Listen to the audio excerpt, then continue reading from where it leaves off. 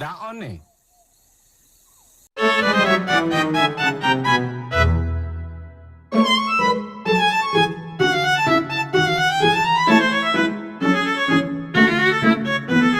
Assalamualaikum warahmatullahi wabarakatuh. Di video kali ini saya akan membahas materi tentang gelombang elektromagnetik.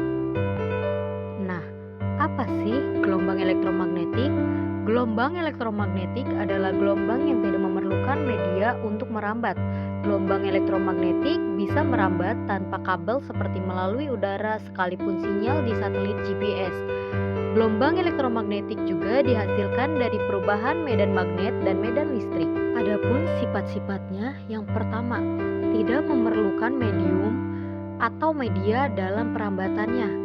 Yang kedua, getaran medan listrik tegak lurus terhadap medan magnet. Keduanya juga tegak lurus terhadap arah perambatannya. Dan yang ketiga, gelombang transversal. Lanjut, yang keempat, tidak membawa massa namun membawa energi. Energi yang dibawa sebanding dengan besarnya frekuensi gelombang.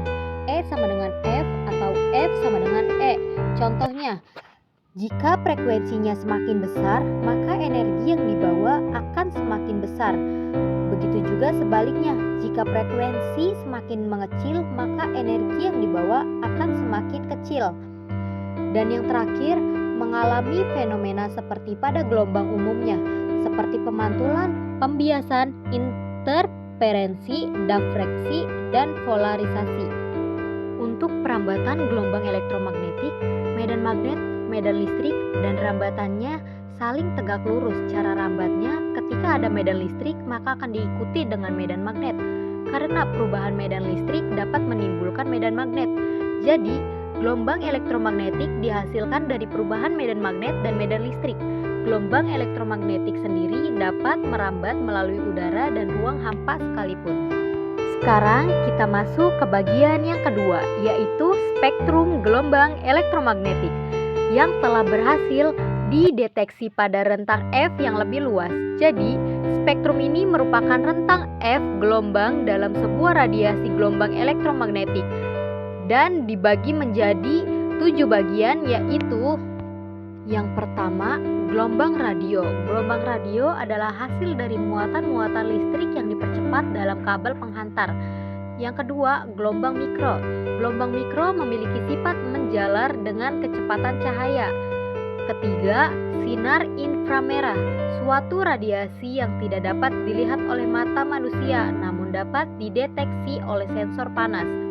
Yang keempat, cahaya tampak, gelombang elektromagnetik yang dapat dilihat langsung oleh mata manusia. Yang kelima, sinar ultraviolet. Sinar UV adalah radiasi gelombang elektromagnetik yang dipancarkan oleh matahari. Yang keenam, sinar X.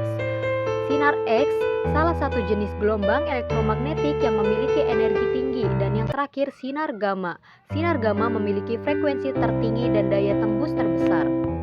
Nah, sekarang kita masuk ke bagian yang terakhir. Apa itu? Energi gelombang elektromagnetik.